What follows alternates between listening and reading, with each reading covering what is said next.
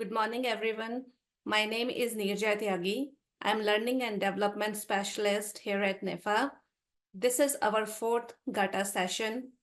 The topic is NIFA reporting activities. Before we begin, I'll call Alexis Nazaria Negron to provide some welcome remarks. Alexis. Thank you, Neerja. Good morning, good afternoon. Thank you all for taking time out of your day to join today's GATA session. Today, we'll be talking about the differences in reporting for capacity and competitive grant awards in the Research, Education, and Extension Project Online Reporting Tool, or REPORT, and in the NIFA reporting system, also known as NRS. You'll get a chance to virtually meet the friendly folks who operate the REPORT and NRS help desks, and they'll go over some of the most frequently asked questions they receive. So if you've had burning questions about these systems, reporting requirements, or due dates, you're in the right place. And as Neerja pointed out, and Olivia put in the chat, there's also a link for previous sessions where you can find additional information. So let's go ahead and jump in. Laura, over to you. Thanks, Alexis. Good morning or good afternoon to everyone joining us today. Thank you again for joining this GATA session.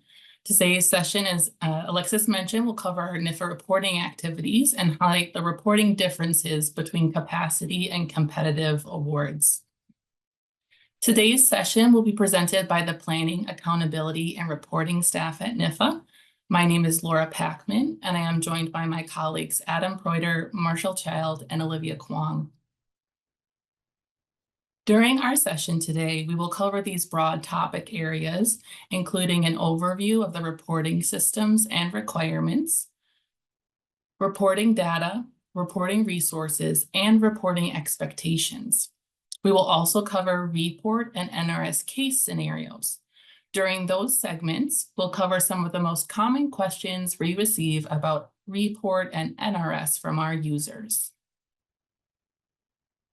As Neerja mentioned, our session is part of the Grant Applicant Awardee Technical Assistance Sessions. GATA sessions are hosted by NIFA staff and focus on topics related to grants development and management. Today's session is focused on reporting activities. For information on post-award management of competitive programs, including questions about no-cost extensions, award amendments, budget changes, and awards funds management, please go over to our GATA webpage and watch the previous recording of the post-award management for competitive grants session, which is available on the webpage, which is linked on this QR code and also shared in the meeting chat. First, we'll dive into an overview of NIFA's reporting systems and reporting requirements. NIFA has two primary reporting systems, REPORT and NRS. REPORT, the Research, Education, and Extension Project Online Reporting Tool, is the primary grant reporting application for research projects funded by competitive or non-capacity grants. Competitive grants are awarded through a rigorous peer review process. These programs have varying eligibility rules, and REPORT has been in use since 2013.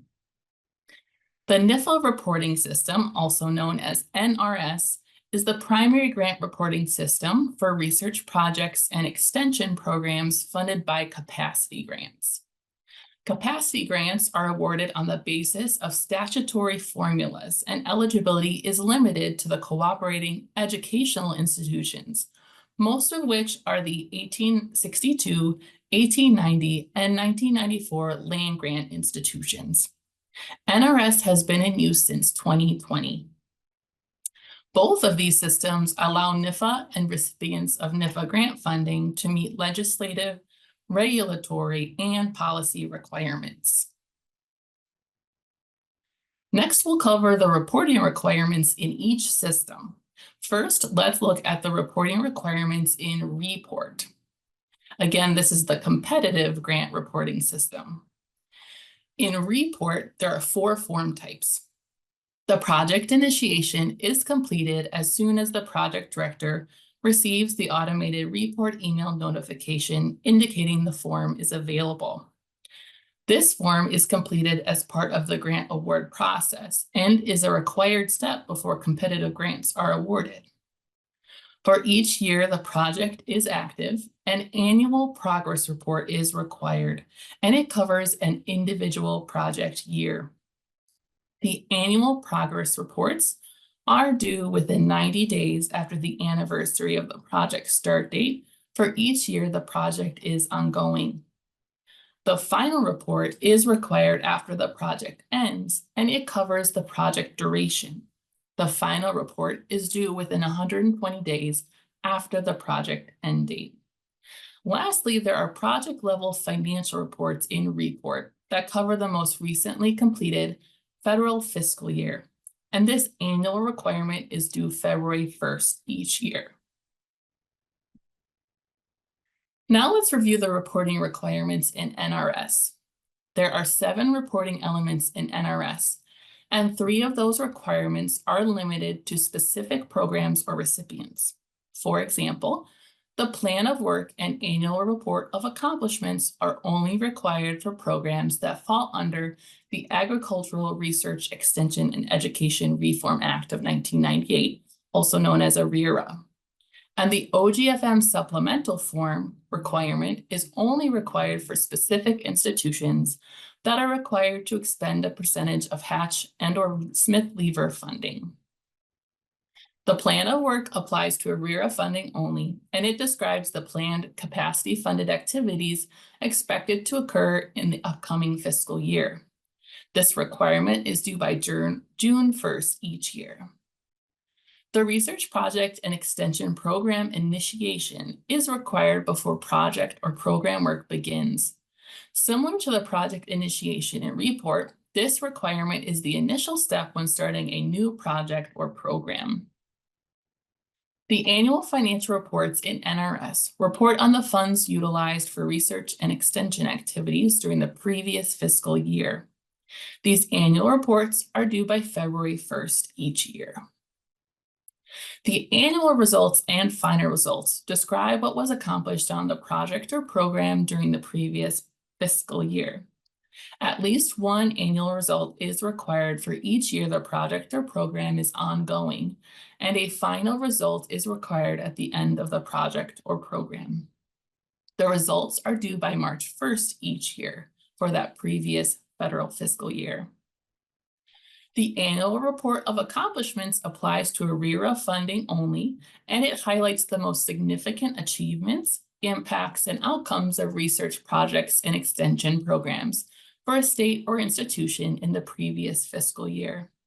This report is due by May 1st each year. And lastly, the OGFM supplemental form is limited to specific institutions that are required to expend a percentage of Hatch and/or Smith-Lever funding. This additional form is usually collected in the summer months, and an exact due date is not yet set for the fiscal year 2024 submission. In addition to the requirements in NRS and Report, the SF 425 Federal Financial Report is required for all grants by NIFA policy and terms and conditions. Both the annual and final submissions are required. Annual SF 425s are due within 90 days after the award anniversary date, and the final SF 425 is due within 120 days after the project end date. For competitive and non-capacity grant awards, the PDF form is submitted via email to the NIFA Awards inbox at awards@usda.gov. And if you have any competitive grant SF 425 questions, you can reach out to that inbox, awards@usda.gov. For capacity grant awards, the SF 425 is completed within the EasyFed Grants portal. And if you have any capacity grant SF 425 questions, you can reach out to the capacity grant questions at usda.gov inbox. To review all of the reporting requirements for your program, you can review the NIFA terms and conditions available on the NIFA website. The QR code on this slide will take you to that web page. You can also review the details listed on your Notice of Award or Award Face Sheet, which is issued when awards are approved and when any amendment is processed on an existing award. If you have any post-award management questions, you can reach out to the NIFA Awards Management Division at awards@usda.gov. You can also review that post-award management session that we provided last month on the GATA webpage. Next, we'll review how NIFA utilized reporting data, reporting resources that are available on our website, and NIFA's reporting expectations. After you submit your data in Report and NRS, NIFA staff review your submissions and utilize the data for a variety of reasons. Reporting data is used to determine the impact of NIFA funding, inform future requests for applications. It is used to report information to USDA, Congress, and stakeholders. It also highlights and impacts the impacts of NIFA funding and is used to make funding decisions and eligibility determinations. Your report data is also used to support and justify budget submissions to Congress, and it ensures compliance with legislation, regulation, and policy. We also share the report data with the public in the NIFA Data Gateway and on our website, REIS. For current and future users, this slide contains very important information and resources for Report and NRS. For each of our reporting systems, we have a web page and resources available that guide users through each reporting requirement. On this page, we have included the QR codes for the main web pages for both NRS and Report. The NRS Help Desk is nrs@usda.gov, and you'll find the on-screen facts and NRS resources links on that main page. The facts contain on-screen answers to the most common questions about NRS, and the NRS resources include the NRS User Guide, the NRS Registration Guide, and video tutorials in the NRS Learning Community. The Report Help Desk is electronic@usda.gov, and you'll find on-screen facts and report resource links on that main page. The facts contain on-screen answers to the most common questions about Report, and the Report User Guide contains step-by-step instructions for each form type in Report. In addition to our GATA sessions and our Report and NRS web pages, NIFA offers technical assistant events to help prospective applicants understand NIFA funding opportunities, and some more supporting material from these events, which also provide guidance on grant development, grant management, and grant reporting, are available on the Grant Training Technical Assistance webpage. We've provided the QR code to that webpage on this slide as well. On that webpage, you can watch 3 additional webinars that are specific to Report, including the Report Basics presentation from 2023 and 2 Report-focused presentations in 2024, including the Report Content Connections presentation and the Report Project Initiation Troubleshooting presentation. Next, we want to highlight what NIFA expects from Report submissions in Report and NRS. NIFA reviewers expect complete and supported responses to the required fields in each required reporting element. During this presentation, case scenarios will provide more details regarding the format of submissions in both Report and NRS.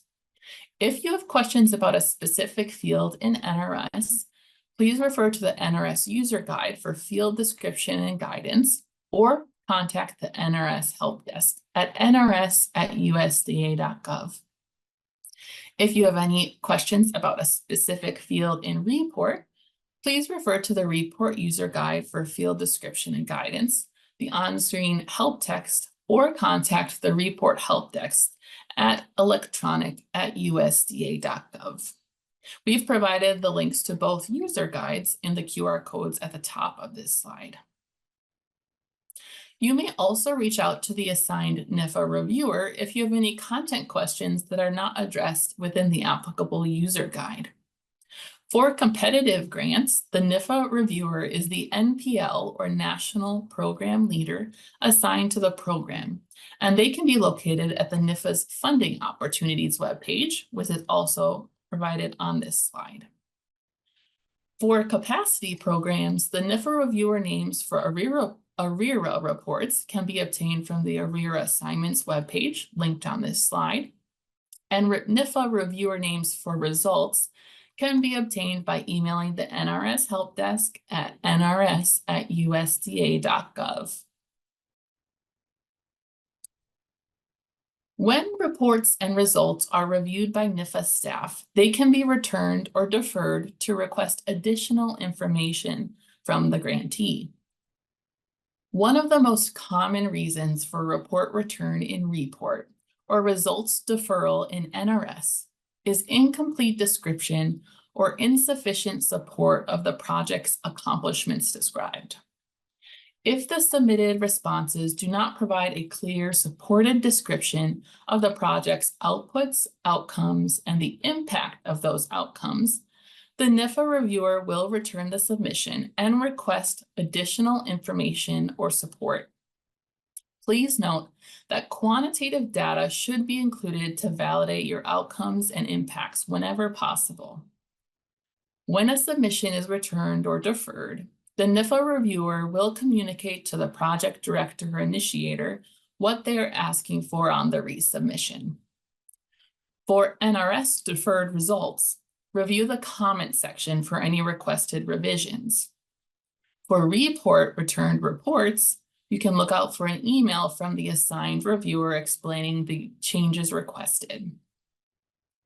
During this presentation, we'll be providing more information about outputs, outcomes, and impacts under the report case scenarios number 4 and number 5. And speaking of, now we'll jump into our report case scenarios segment. I will ask my colleague Adam Preuter to join me for this segment of our session. During this segment, we'll cover some of the most common questions we receive from report users. Adam, let's go ahead and start with scenario number 1. Yep, let's dive in. Thanks, Laura. So in this scenario, let's say that I'm a new project director or authorized organizational representative, and we have an award with NIFA, but when I try to log into the NIFA reporting portal to get into report, I get a message saying that the account does not exist under my email address. So kind of tell me, how do I get access to report in that case? Thanks for that question. It is very important to know who can access report and how to get access to report. First, it is important to note who can access. So only the report site administrators, if applicable, primary project directors, and authorized organizational representative can access that project in report. Please note that the administrator roles do only exist for what we call partner sites in report. Partner sites are identified by a prefix in the report site name. So when logging in on the NIFA reporting portal, if you see a prefix such as SAES, EXT, 1890, or VET in your report application name, that means your project is assigned to a partner site. If your project is assigned to an independent site, which is the opposite of the partner site, you will not see a prefix in the site name, which means that only you as the primary project director or authorized organizational representative have access to the project and report. We often have folks from independent sites asking for additional user roles, but unfortunately only the PD and AOR have access for those projects. So if there's any changes in personnel, you do have to notify us and request a formal change on the grant award. It's also important to note that the PD and AOR must log in on the NIFA reporting portal using the exact email address that's listed on the grant award. To confirm what email address is listed for you on the grant award, you can always contact our help desk at electronic@usda.gov. We often have folks who change their email address and haven't notified us and then cannot access report because their email address has changed. To request an actual change of PD or AOR on the grant award, you would want to notify our awards management division and submit a formal request for that change. The QR code on this slide takes you to the NIFA Grant Management Fact document that describes what documentation is necessary and the submission to awards at USDA.gov that is required for review and processing of any PD or AOR change on a competitive grant award. In addition, if the current PD or AOR has an email address change, they'll want to contact awards at USDA.gov as well to let them know they need to update their email address. And this is very important because that email address is their report login name. While we can help you at the electronic@usda.gov inbox, we do not process those changes, but we'll get you to the right place if you reach out to our help desk. Laura, I also wanted to just add a comment there too that might be helpful, is that if you're an AOR and you log into report, you might notice that you'll see some projects listed in your interface that are read-only. So you can see them, you can view them, but you're not able to like complete any forms on those projects. And that's because with the AOR, with that role, we give permissions to see some projects or really all projects at your institution in a read-only capacity at least. So it's only the projects where you are named as the AOR on that specific project or award that you're able to have edit access. So I just wanted to point that out as well. Yes, thanks so much. That's the case for a lot of our larger institutions. The AOR might have access to view 50 projects, but maybe only listed on 10 of them. So it's a good point to make. Okay, next scenario. So say that I have an active report user account, but I'm getting a login error of some sort that says my account is not recognized. And then when I select reset password and I enter my email address, I don't receive any reset email notification. So how do I get that resolved, Laura? It's another common issue that our users face. It often relates to the browser cache on their internet browser. So the first step we ask them to take when you're either receiving an on-screen error at login or failing to receive that password reset email, if you could proceed to first always use one of the suggested browsers, which is Google Chrome or Microsoft Edge. Then before you try to log in again or reset your password, clear your internet's browser cache. It doesn't have to be your cookies, it just has to be your cache. Fully close that internet browser, open a fresh browser, and then navigate again to the NIFA reporting portal login screen and log in again or reset password again. We do have some situations, rarely, that that does not resolve the issue and you do still have to reach out to our help desk for assistance. So please, if you try to clear your cache and still encounter any issues, reach out to our help desk at electronic@usda.gov for assistance. Another rare but can occur at our organization's issue is a 404 error, and that occurs often due to an organization's VPN blocking our application. So if you're receiving a 404 on-screen error, I would suggest exiting your VPN and logging in outside of the VPN in order to access the application. And Laura, I'll also add that there are cases where your institution's IT department, they have filtering, like filtering for spam.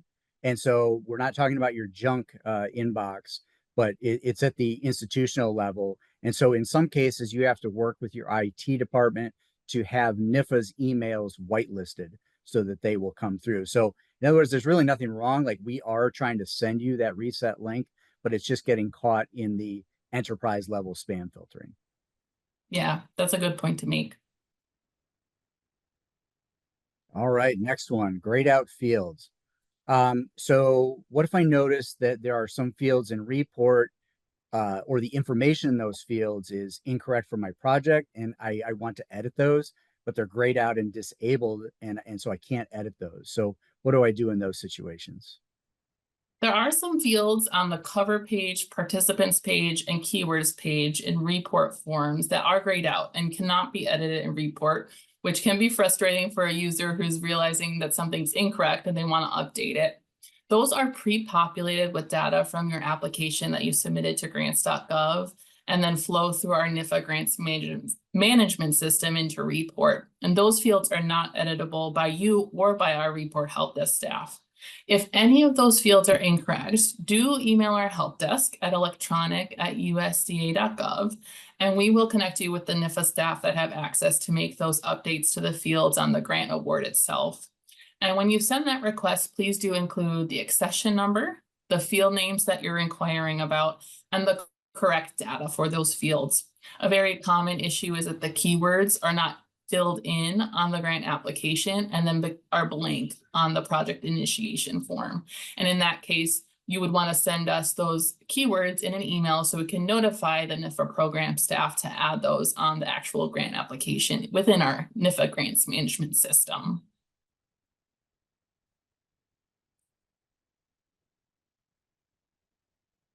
All right, scenario number 4, impacts versus outputs. So let's say that I have submitted my progress report to NIFA in Report, but the NPL sent it back to me for editing and asked that I add in more details regarding the outcomes and impacts of my project. So I've listed all of my project activities as our project accomplishments, and I'm not sure what they're looking for. So how would I describe my project outcomes and impacts? Gotcha. So number 4, the scenario and the next scenario kind of go hand in hand. So first I'll address this question, which is just about, what are outcomes and impacts and how do I describe them? So to understand how to describe your accomplishments when you're reporting in your progress and final reports in Report, we need to define the differences between outputs, outcomes, and impacts. Outputs are the activities, events, services, publications, and other scientific products that result from your efforts. And in Report, you're reporting those on the products and other products pages in both the progress and final report forms. Outputs are these outputs are reported on those 2 pages. The outputs then lead to the project outcomes. An outcome is defined as a measurable and documented change in knowledge, action, or condition as a result of the project. Outcomes relate directly to the project objectives and are supported with quantitative data. They are often described as increases or decreases, signifying a quantitative change. And those also then lead to the impact. The impact explains why the outcomes matter. The impact is often focused on how these changes or outcomes impacted individuals, groups, or parts of society. When you think about impact, you want to think about how people are impacted by your work. And these outcomes and impacts are described on the accomplishments page within the progress and final reports in Report. Laura, I just want to make a comment on that last slide, is that when you're talking about impacts, also keep in mind that potential of your impacts matters as well. So oftentimes, you're doing the work of your project and the impact has not yet come to fruition, but you can see how, if it is implemented or when it comes into fruition, how it can potentially impact many, many people. So it is okay when you are describing your impacts to talk in terms of potential as well. So don't forget to include that. Exactly. Yeah, you can project how you see that potential impact occurring in the future. And we want that to encompass that entire impact of your project.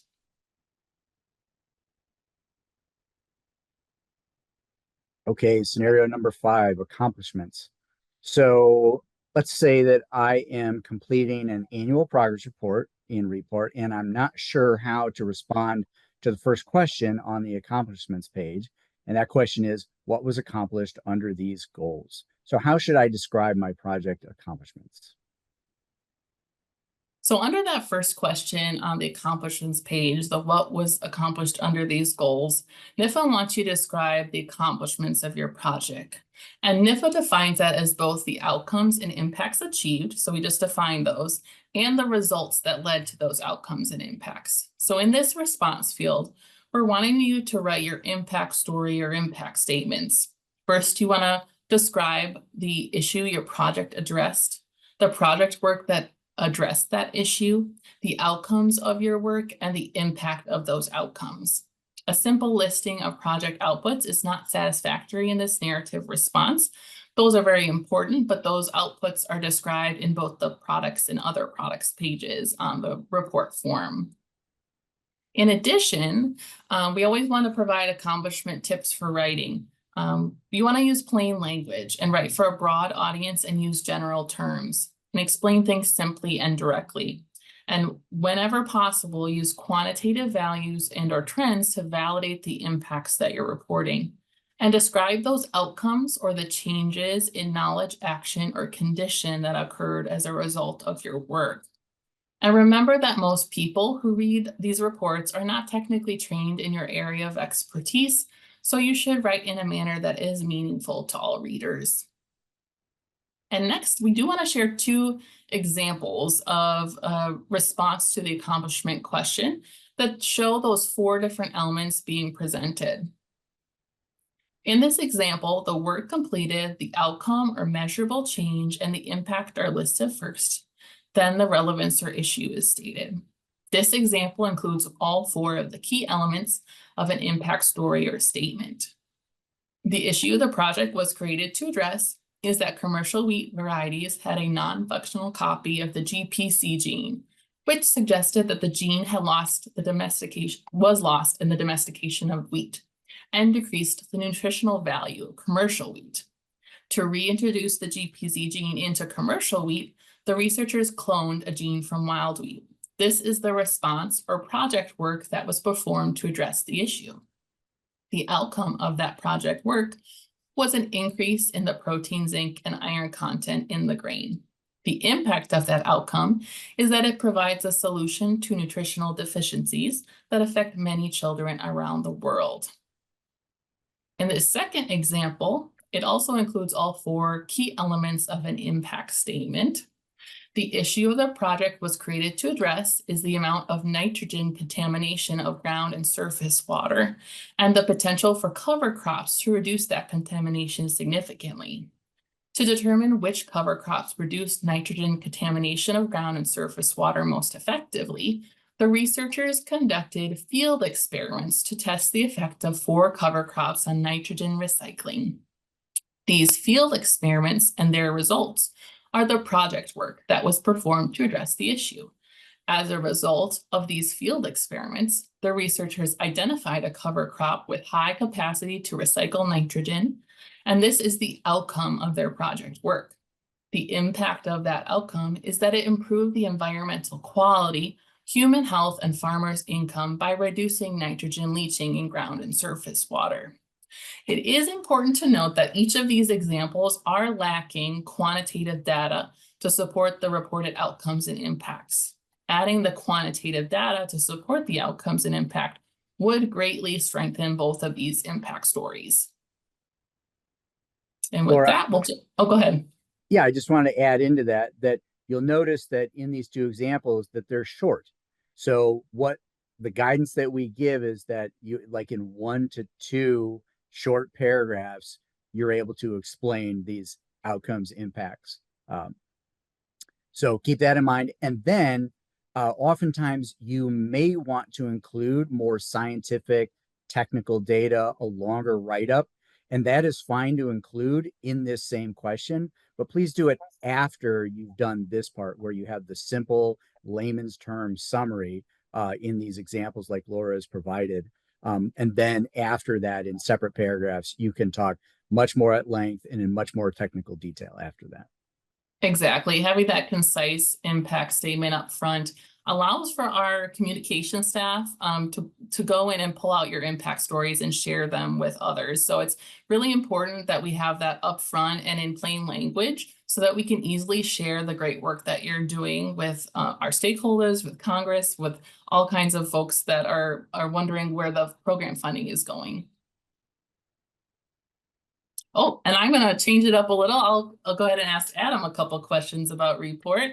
So Adam, I'm completing a report form in report, and I am not sure how to respond to one of the questions. It's not clear to me what exactly I'm supposed to put in.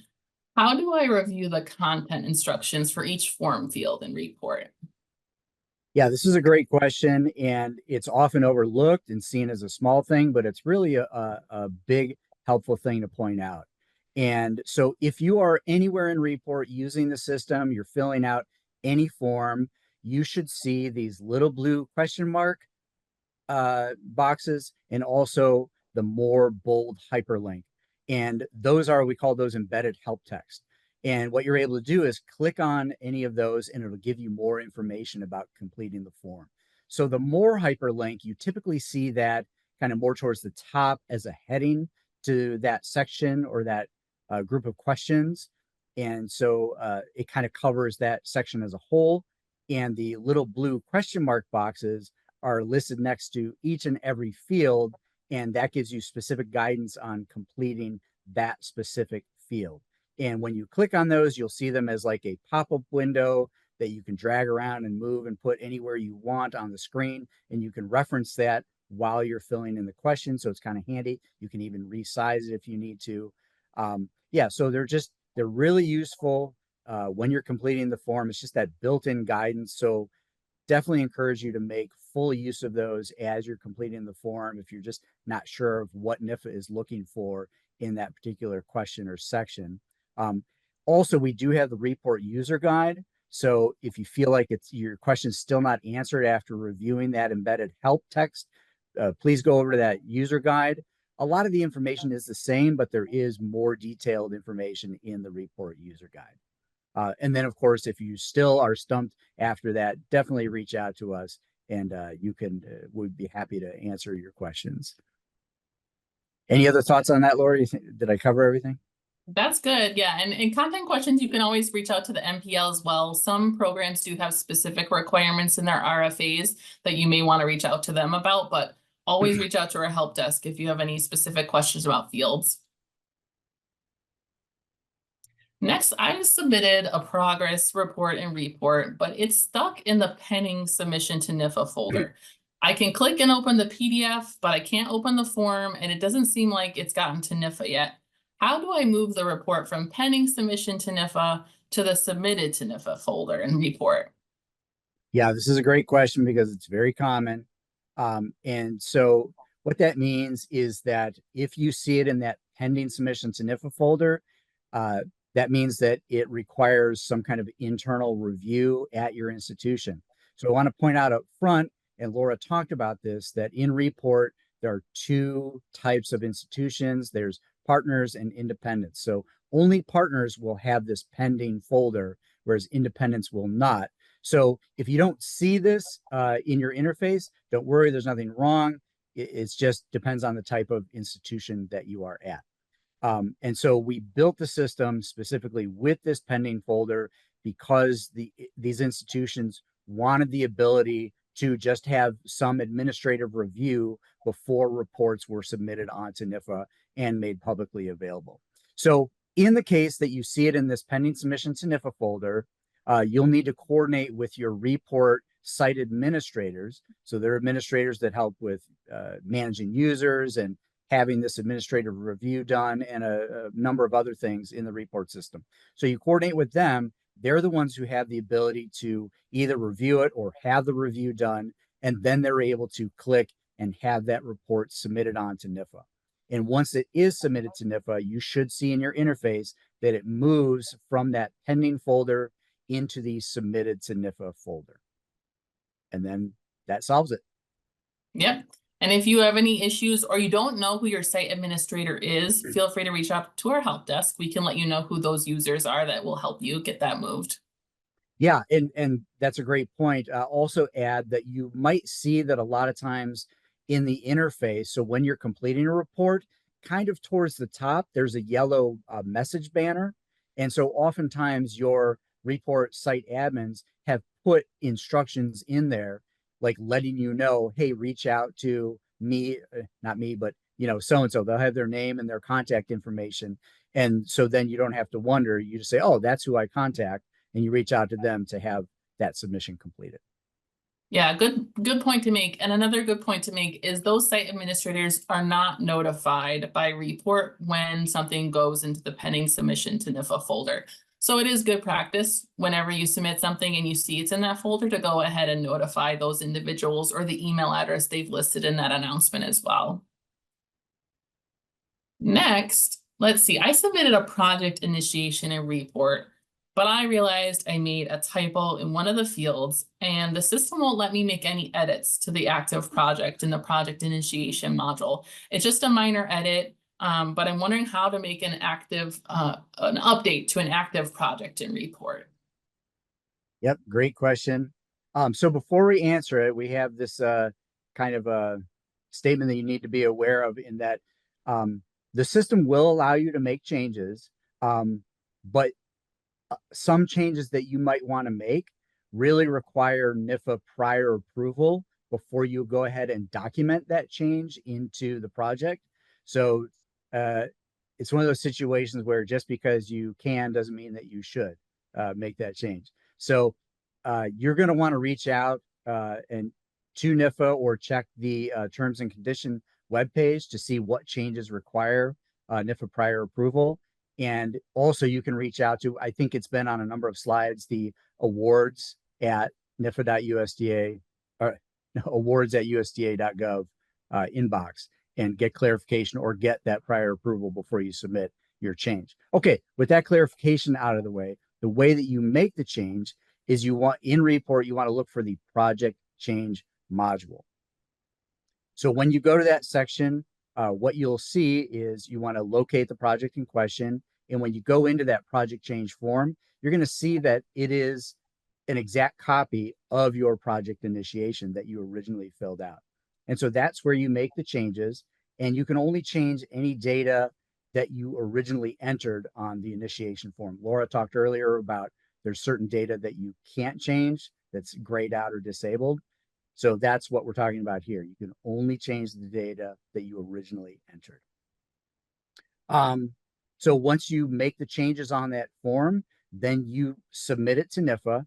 And it's important to note that when you submit it, the changes that you made are immediately implemented and they are now live and available to the public. So NIFA does not require, we don't review those changes that you made, and we don't have to approve those. It's just immediately and automatically implemented. So that's why you want to keep that in mind. And that's why you want to make sure that you're getting prior approval from NIFA before you submit that, if that approval is required.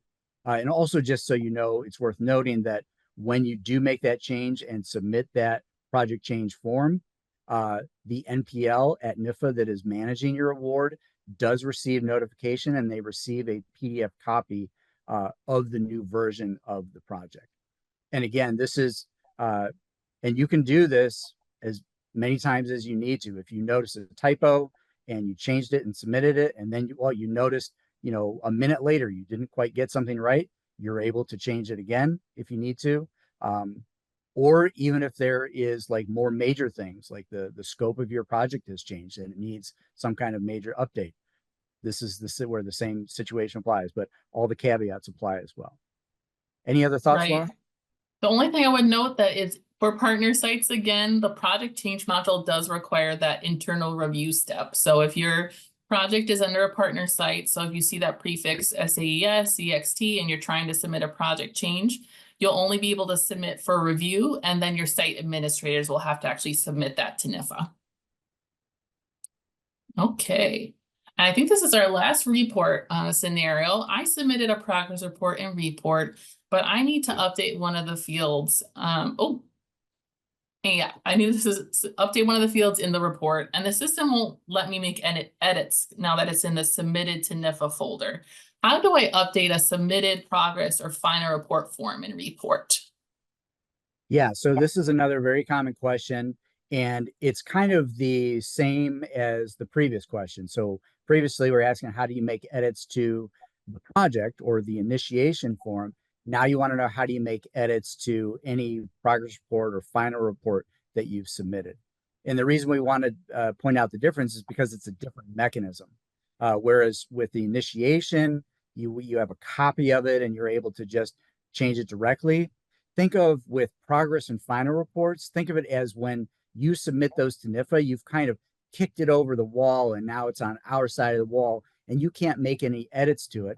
Also, it's worth noting that we can't make edits to it either in the system. So when changes need to be made, we need to send it back to you. In other words, put it kind of back over the wall and in draft so that you can make edits to it. It's also worth noting, and that's the first paragraph that's there, that there is a 90-day clock that is ticking. So from the day that you submit that report, the system starts counting 90 days, and after 90 days, edits can't be made. So within that 90 days, you can reach out to us at electronic@usda.gov, and we can send that report back to you. Then you can make the edits, and then you can resubmit it.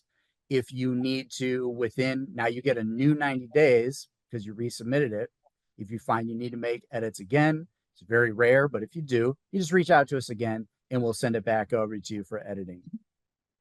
Now it's important also that you make the edits. You want to make sure that you resubmit it, because otherwise it's as if you never submitted it. So you just want to resubmit it as soon as you're done making edits. Any other thoughts on that, Laura? Yeah, just wanted to point out that if the original due date is in the past and you realize you need to make an edit, you still have that 90-day window, but that does not extend the original due date of the report. Mhm. So if you're past the original due date, which for progress reports is 90 days after the anniversary date, or final reports, which is 120 days after the final project end date, you should be resubmitting those edits as soon as possible. The 90 days additional time frame for edits does not extend out your due date. So we just want to point that out, that you should submit those updates as soon as possible if you're already after on that original due date. Thank you so much, Adam, for joining me for that segment. Yeah, thanks, We're Laura. going to go ahead and hop into the NRS case scenarios, and I'll invite my colleague Marshall Child to join me for the NRS case scenarios. Similar to the report scenarios, we'll be covering some of the most common questions we receive from NIFA reporting system users. So the first scenario we'll cover is about NRS access.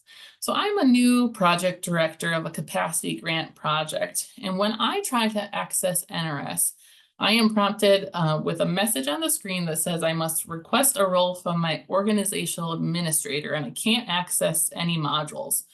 How do I get access to NRS? All right, so if you're a brand new user, the first thing you're going to want to do is you're going to need to create a login.gov account. And so as you can see here, we have the QR code as well as the link on the very bottom, which will be on the website in next week, I believe. And so highly recommend you hold on to that link. It's the registration guide, provides step-by-step screenshots of exactly how to get through the process. It's a multi-step process. And so that's something you'll do on your end. If you're new to the system, you're going to do that on your end. You're going to go through that whole process. Meanwhile, the organizational administrators at your institution, you'll want to reach out to one of them to create a role for you in NRS, and they'll do that through user management, and they'll put in your name, your email, phone number if that's applicable, and the funding types that you'll need access to. And that's a big one, because if you don't have a certain funding type selected and you try to go to initiate that project, you won't be able to. So you want to make sure you have all the right funding types for your profile as well. Additionally, when you go through the registration guide and create that account, you're going to want to make sure that you go all the way through identity verification. And so if you don't verify your identity, you won't be able to access it. Ideally you want to do it through you can verify through an app, through your phone. We've run into issues with people who use their work phone, so we recommend using a personal phone that's connected to your name. But if you run into issues with login at any point, please reach out to the NRS help desk and we'll help you with that. Absolutely. And if you're not sure who your org admin is, also you can reach out to the NRS help desk as well, and they'll be able to tell you who that is. Yes. And number two, we're going to talk about NIFA review status. I submitted a program in NRS and it's in NIFA review status. What can I expect after submitting that project or program to NIFA for review? All right, so once you go through, you've initiated the project or program, it's in draft, you've completed the whole thing, submitted it to org review, which is going to be internal review within your own institution. However, you have the mechanism set up, whoever reviews that. Once it goes through there and it's finally signed off on and submitted to NIFA review, it's going to go to a national program leader or division director, and they're going to review it. And from the time of submission that you submit it to NIFA, they have 30 days to review it, and they can take one of three options. They can approve it, and then you're good to go on that. They can defer it, which means they would like to see certain updates or edits to it before you resubmit it. And that can be seen through when you go into that project or program page. On the top right corner, there'll be view comments. So if it's deferred, when they go to defer it, there's a pop-up box that comes up for them where they have to write in the comments of why it was deferred. And so you should see them there. If you do not see comments, please reach out to the help desk and we can contact a NIFA reviewer to get the details on that. And then decline, that's just if it doesn't meet so much of the criteria that the NIFA reviewers just decide to decline it. In that case, a declined project or program, it cannot be reopened, it cannot be edited, so you'll just have to start over if that happens. Gotcha. Thanks for explaining those three different statuses as well. Next, we'll talk about edits requiring reapproval. So I have an active project in NRS that NIFA already approved, but I need to update some of the response fields. I want to know whether NIFA reapproval is required after I make those edits. If I make edits on an active project or program, which fields would require reapproval by NIFA? Okay, so for this, you go into your project or program, you need to update it. This happens all the time. There's changes that need to be made. As you can see up here, these fields, title, project director, non-technical summary, and so on, for the research project and those for the extension program, those will require a NIFA reviewer to go through it again and to sign off on it and to reapprove. The other fields will not, but regardless, when you make changes, you're going to want to submit the report all the way back through to NIFA review, because the fields that do not require reapproval, once you submit it to NIFA review, the project itself will automatically revert back to approved status. Whereas these fields, as you can see, when you submit it to NIFA review, it'll stay in NIFA review, and then once it's reviewed, it'll go back to approved. Oh, gotcha. That's a great point to make. That still take that process of submitting for NIFA review, even though the other fields won't actually require that action. Awesome. Now let's talk about results in NRS. My organizational administrator informed me that I have to complete a result for my project or program in NRS. What are results and how do I add them in NRS? So results, they're formally known as progress reports. And through those, you're going to highlight the issue or problem that project or program addressed, the major activities, as well as the progress toward the different goals and benefits. And the thing with results is for every active project or program within a given fiscal year, you need to add at least one annual result.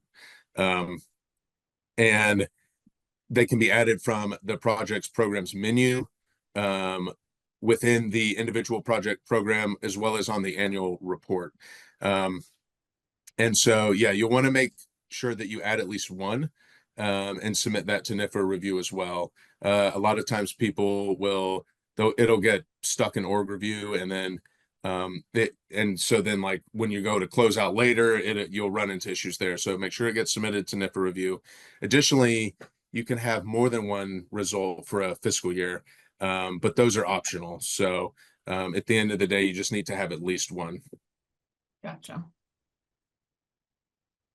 So this scenario, I have a project, but it had little to no activity in the most recent fiscal year due to personnel changes and issues on our end, but it's still ongoing. Am I required to submit a result for a project or program that had little or no activity in that fiscal year? Yeah, so as I said before, you'll need at least one annual result per fiscal year. However, if it's a year where the project's just getting going, or there was not a lot of movement, not a lot to report on, you can select the nothing significant to report checkbox. When you go to add the result, it'll be right there. You just check it, and then it automatically changes the template to say nothing significant to report. And then in the comments, you'll want to explain, why there was nothing significant to report, so that when the reviewer sees it, they understand.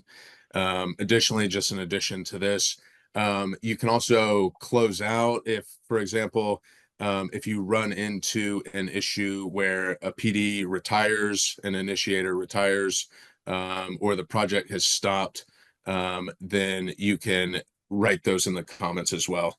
And so there's a few different, issues you may run into where there's nothing significant to report, but you can always put it right there in the comments. Gotcha. Thanks.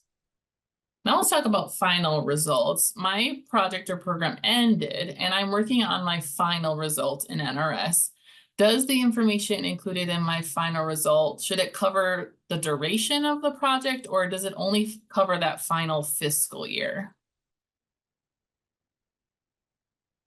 Yeah, so the final result, you want that to cover the duration of the project, kind of give an overview and executive summary of the highlights, the milestones, the impacts throughout your project. Additionally, there's a note down here that you'll want to identify equipment purchased with any federal funds under the award, as well as you'll want to indicate subsequent use of such equipment within the comments field. And then the thing with final results, that's what you use to close out the project. So a note is that, sometimes we'll see people, they'll submit a final result before an annual result, and then the project will close. And so we recommend to always submit your annual results first, to NIFA review, and then to submit your final result. Gotcha. So check to make sure each annual result has been completed before you submit that final. Next, we're going to cover a RERA specific question. So the annual report of accomplishments, there's a module in NRS called annual report. I'm not sure if I'm supposed to complete that type of report. What is the annual report of accomplishments, and which institutions are required to complete that type of report?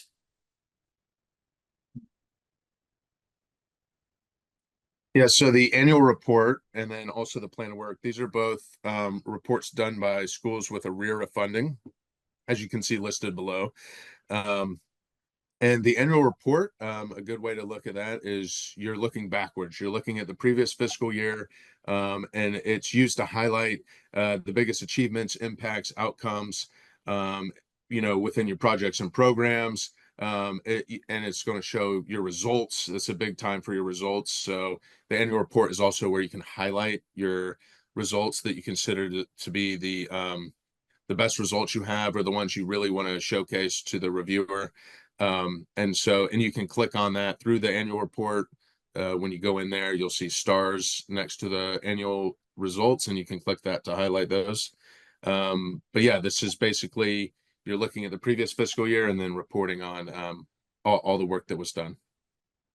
Well, speaking of those two requirements, the plan of work and the annual report, I'm an organizational administrator and I'm helping my director complete the plan of work. We just submitted the annual report of accomplishments, and the plan of work seems to cover the same topic areas. What is the difference between the annual report of accomplishments and the plan of work? Right. So the annual report, like I just said, you're looking backwards. With the plan of work, you're going to look forwards. The plan of work is going to cover the upcoming fiscal year. And through that, you want to describe the activities, and address critical issues that you plan to spend capacity funding on. And so when you create the plan of work and update the critical issues, all your projects and programs coming after that will, and they'll help be a part of what you informed through your plan of work. So it'll all come from that. Gotcha. So the annual report is reporting back on that previous plan of work, and the plan of work is forward facing. Gotcha. Awesome. And I think this is our last NRS case scenario. We were going to talk about critical issues. We need to make some changes to our critical issues in NRS. When should critical issues be updated, added, or closed out? Yeah, so as mentioned, the plan of work, this is going to be the time frame that you want to do your critical issues, and whether that's update them, you can add them, you can close them out, you can reactivate as well if you thought that it was going to close out for your institution and your state, but it needs to come back. But you'll make sure that you want to organize with your state to make sure that you have the critical issues you need going into the plan of work submission on June 1st, because once that ends, then you won't be able to do those updates within the critical issues. So that is one that, whereas projects, programs, results, these things you can do year round, critical issues you'll want to make sure to address during that time frame. Gotcha. So that limited window during as part of the plan of work, it's important to address those changes for your critical issues. Awesome. Well, thank you, Marshall, for joining me for the NRS case scenarios. That brings us to the end of our formal presentation. Thank you so much for joining us today for this GATA session. Here on this slide, you can see that any questions, comments, or feedback on this session can be sent to our NIFA Administrative Operations team at adminopsteam.nifa@usda.gov. And before we take some time to review some of the questions we received in the Q&A feature, we would like to share USDA's non-discrimination statement that we share in all external presentations. In accordance with federal civil rights law and U.S. Department of Agriculture civil rights regulations and policies, the USDA, its agencies,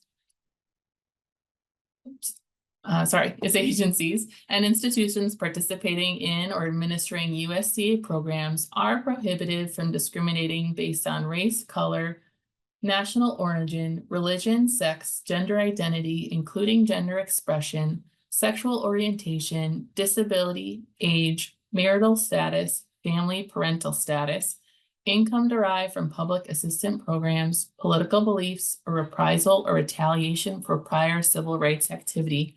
In addition, any program or activity conducted or funded by USDA. Not all bases apply to all programs. Remedies and complaint filing deadlines vary by program or incident. Also on this slide is information about how to request accommodation, as well as access to our language access services. The third paragraph provides information on how to file a program discrimination complaint, including the written address, phone number, and email for those types of complaint. And with that, I will go back to our question slide and pop into our Q&A. It looks like we've been addressing some questions throughout, and I'll just ask for my colleagues, and I think actually the pop-up of the survey might have come up. Nirja, did that come up through? Just want to mention that the survey should have popped up in your windows. There's 4 questions in the survey about our sessions, and we'd be appreciated if you could fill out that survey. And then I'll ask my colleagues if there's any specific questions. I'll kind of just scroll through the Q&A. It looks like I'm going to scroll through to see any high-level questions.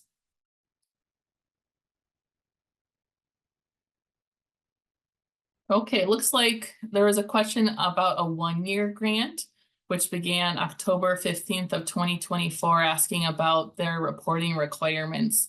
So for a 1-year grant, Because the year's only 1 year long, you don't have an annual progress report due at the end of the project. You only have the final report.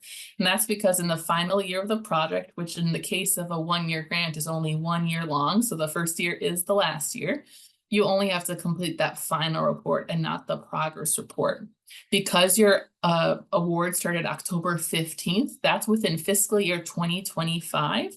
So the financial reports for fiscal year 2025 won't be available until next year. October 1st of 2025 is when those will become available. So because those financial reports are based on the federal fiscal year, you missed fiscal year 2024 and your project started in fiscal year 2025.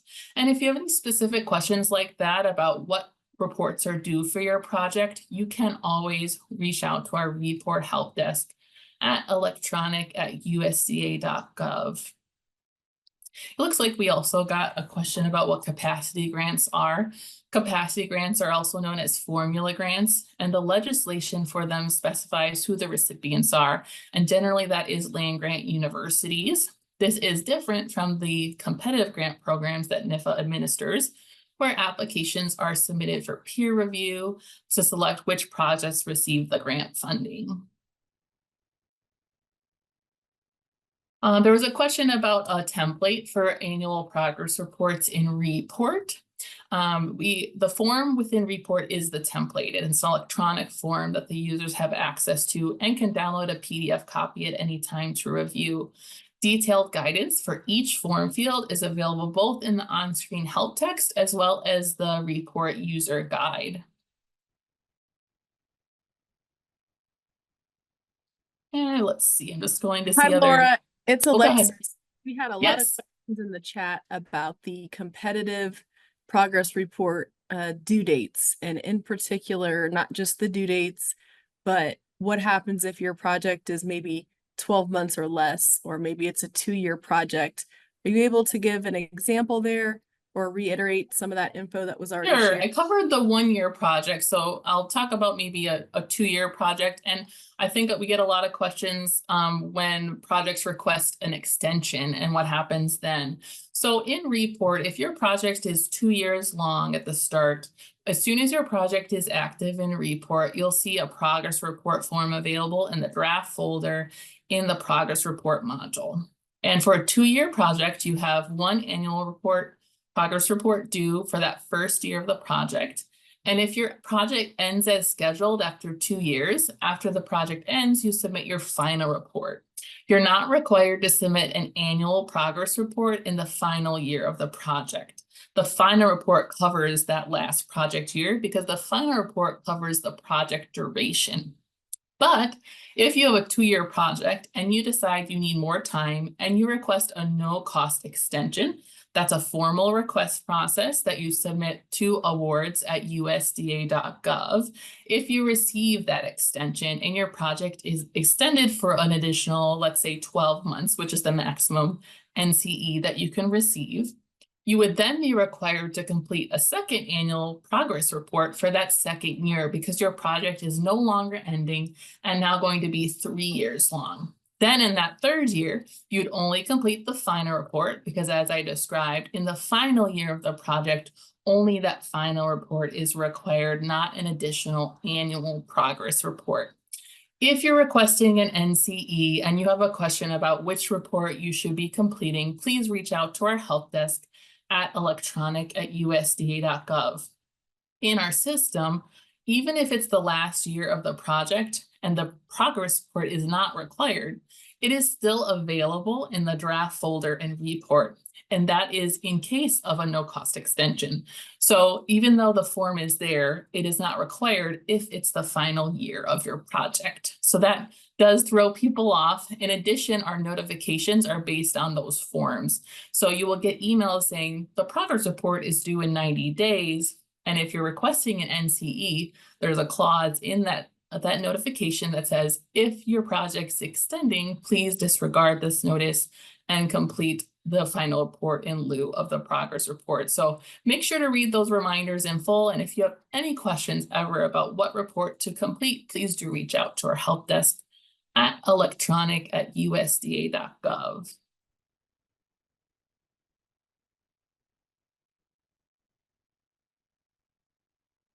Let's see. A question came through recently. I'm going to answer it live, asking if the AOR will help submit the project financial report. That's totally dependent on your organization. In smaller organizations, the AOR is often helping the PD with that information or responsible for that information. Some organizations have a financial specialist be the AOR, or the CEO of the private organization is the AOR. So they have access, the same access as the PD, if it's an independent site to complete the financial reports. And if it's a partner site, the financial report modules are limited to those site or financial administrators. I just saw a question came through about budget changes.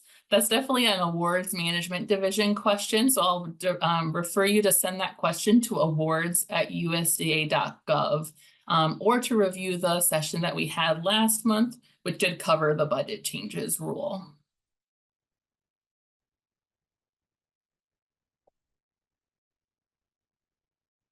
We just got a question come through about the SF 425, asking if they submit an annual SF 425 covering the finances in the last year only, plus a final, or only the annual.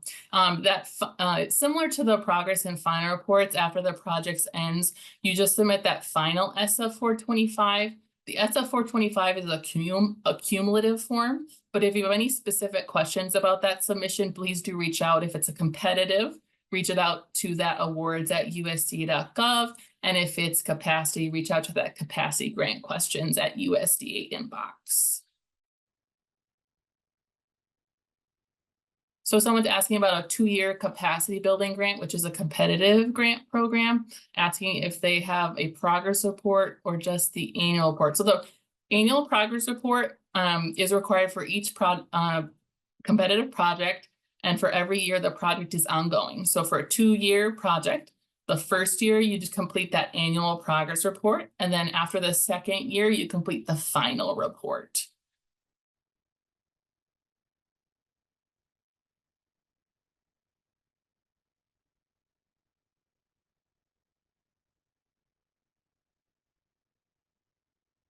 I'm just scrolling to see some other questions in the chat. There's a lot of questions. Some are duplicates. I'm just scrolling through. Laura, I think there was a question about the SF 425 that was indicated to be answered live, but I don't think we talked about it yet. It says, in the last year of a project, do we submit an annual SF 425? Oh yeah, I did. I just covered that one 2 ago. Yep. Oh, did you? I'm sorry. Yeah, I missed that's that. okay. There's a lot coming through. I Yep, see a question okay. about someone submitting a PD change and they're waiting for that to be processed. That is processed by awards@usda.gov. So first off, you need to make sure that you submitted your PD change request to the right inbox and submitted all the required documentation. So for a project director change, it does require additional documentation. It includes a CV of the new PD, as well as a current and pending form for the new PD, as well as a letter from the AOR signed by the PD saying they agree to be the PD. So all of that information and the request formally asking to change the PD does have to go to awards@usda.gov. And if you've already submitted that and are wanting to check on the status, you'll want to reach out to awards@usda.gov to check on the status of that change. As soon as it is processed by our awards staff, the new PD would have access to report the following business day after that action is processed on the grant award. So there's a question about when a report is returned to draft in report for correction. When it's a partner site, when we return to draft, the PD immediately has access to make changes. It doesn't go to the pending submission folder. It does go to the draft folder. So the project director does have the access to make the changes. And then they have, if it is a partner site, they do have to submit for review again and put it into that pending submission folder. But we do not have an alert notifying the site administrators that something has been submitted to that pending submission to NIFA folder. There's a question about our automated reminders for Report. Report does send out automated reminders for each type of report in Report. the progress reports receive reminders 90 days before the anniversary date, 30 days before the anniversary date, and 90 days before the due date. So they receive 3 reminders before that progress or final report is due. And we are currently working on an overdue reminder for both of those as well. In addition, the financial report reminders go out to any users with access to those modules on October 1st, January 2nd, and those are before the February 1st due date. And then overdue reminders are sent for financial reports starting with February 2nd, the day after the due date. It looks like we got a question about a grant proposal that was submitted and how long it takes for an application or decision. If you have a question about a specific grant application, you can reach out to our grant applications inbox. I believe it's NIFA grant applications at usda.gov, or reach out directly to the MPL listed as the program contact on the funding opportunities page to check on the timeline for their application review process. Someone asked about whether what they should do if the NIFA program contact listed is incorrect on their project. And okay, their question was that the NIFA program contact doesn't match the administrative point of contact in report. In report, only the national program leader, which is assigned to the project, which is the program contact in report. If this changes in our NIFA grants management system, it does automatically update and report. If you have a program where they've changed NPLs, in some cases, they don't automatically change that assignment on the grant award. So you can check in with your NPL to see if that will be changed on our end, but it is up to the program staff to make any changes to those assignments on the actual grant award. Oh, someone had a great question. They have a grant that just started in September of this year. So their grant started September 1st of 2024. And their question is about the report financial report. They received a notification saying that they have a report due by February 1st of 2025. So on that report, you are required to report for any days you had active in fiscal year 2024. So for that project, they were active for 30 days from September 1st to September 30th in fiscal year 2024. They cannot opt out of reporting. They are required to submit a report. If they didn't use any funds or expend any money on the project in that first 30 days, they still have to submit the report, but indicate 0 expenses on the report in report. There's a question about co-PDs. Co-PDs can be listed on competitive grant awards, but they do not have access to report. So for those independent sites, only the primary project director and the AOR listed on the award have access to report. They are welcome to collaborate with their co-PDs on submissions, but those co-PDs do not have access to the project in report. There was a question about the previous GATA session. You can access that post-award management session by navigating to the GATA website. We provided that in the meeting chat at the beginning of the meeting, but I'll see if I can pull that up quick to add to the current chat. And I'm just gonna plop that in now to everyone. So this is where you're going to be able to find the recording of this session in a couple weeks. But last month's session on post-award management, which included information on budget changes, no cost extensions, funds management, that can be accessed on this GATA webpage that I just put into the chat.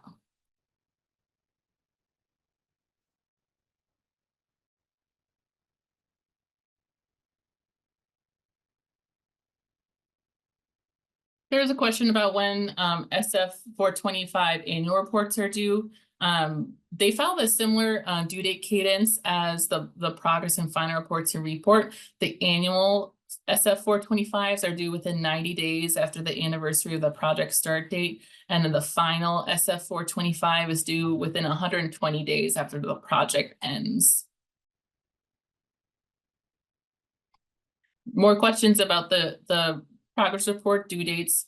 So for that annual progress report, after one project year ends, so let's say your project started on June 1st of one year, the first year of the project ends May 31st of the next year. So that's 1 year from that date. And then that first annual progress report is due within 90 days after that May 31st date. So you have 3 months after that full year is done to submit the annual progress report.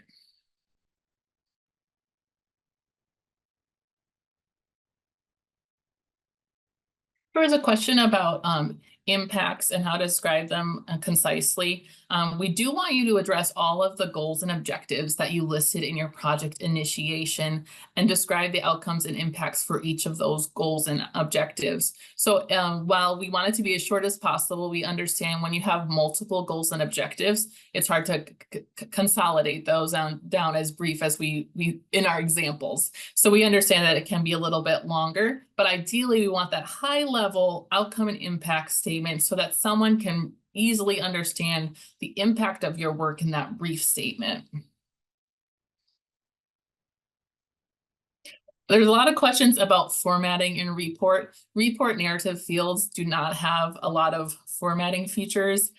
Tables are not easily placed in report. Most of it has to be in narrative format. If you try to paste in a table, it might look okay on your end, but then once submitted, the PDF formatting will adjust all the figures. So we do always suggest that you write in narrative, including any information that you would normally share in a table. Unfortunately, you do have to share in that way.